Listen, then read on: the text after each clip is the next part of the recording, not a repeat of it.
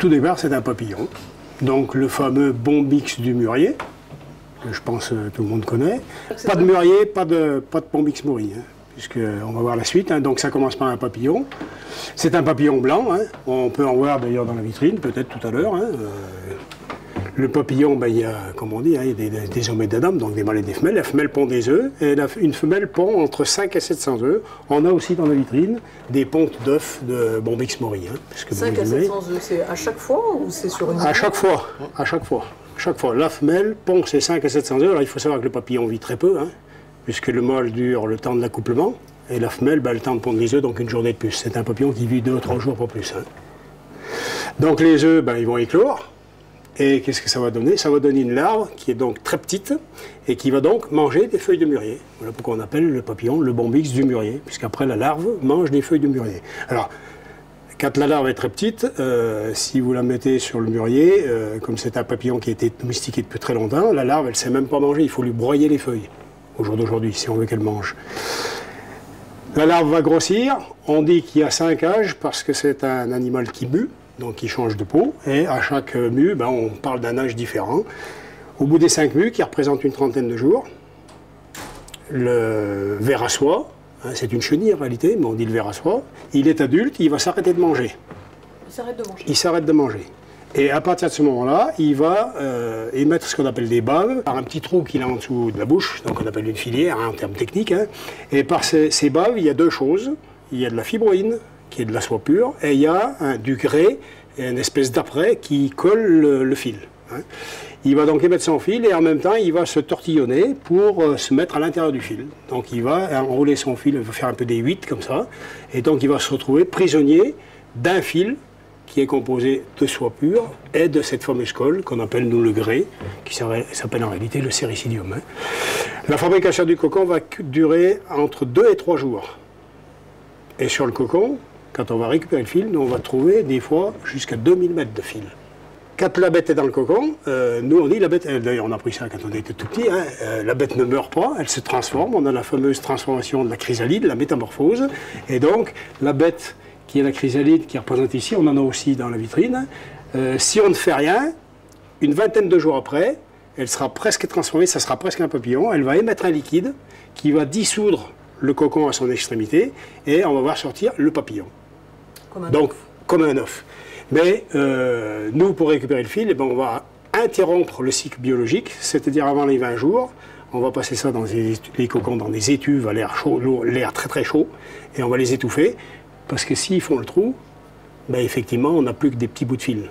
Alors, si on parle de la couleur, pour parler de la couleur du cocon, effectivement, là, on en a qui sont plutôt blancs, d'autres un petit peu verts, on a des jaunes, on a un petit peu un genre orangé, rose. Donc, il y a un certain nombre de couleurs, hein, blanc, jaune, vert, rose, etc.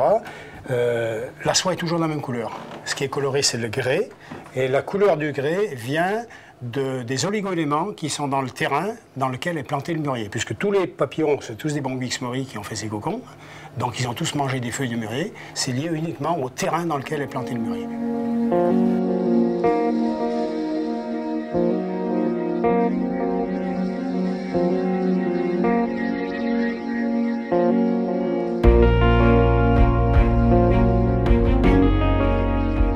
Ben, plus jeune, on a travaillé la soie, tout au moins moi, ben, toi aussi, Janine.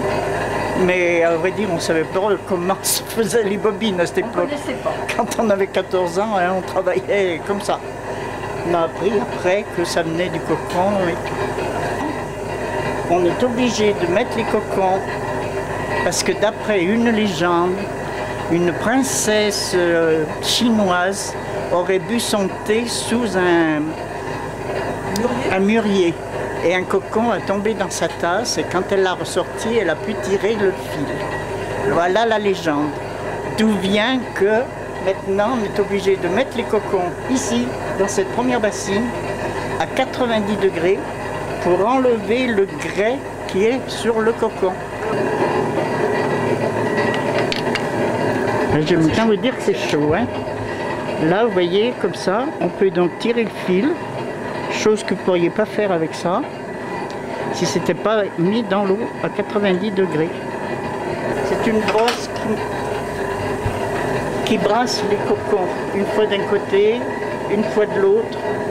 pour enlever toujours cette colle qui est après les cocons. Et puis alors donc, après je vous dis, on les met dans une eau beaucoup moins chaude, 40 degrés, où on assemble plusieurs cocons ensemble, parce que tel que vous avez vu, le fil est trop fin, on ne peut pas le tisser, on ne pourrait rien faire. Et pour faire un fil qui soit possible de travailler, on est obligé d'ajouter 3, 4, 5 ou 6 cocons pour faire un fil capable. Alors on le passe ici, vous voyez peut-être là, non? Là. Et il va sur les écheveaux, ce qui fait un fil assez dur, assez épais, oui, il est plus solide quand même que là, on peut tisser.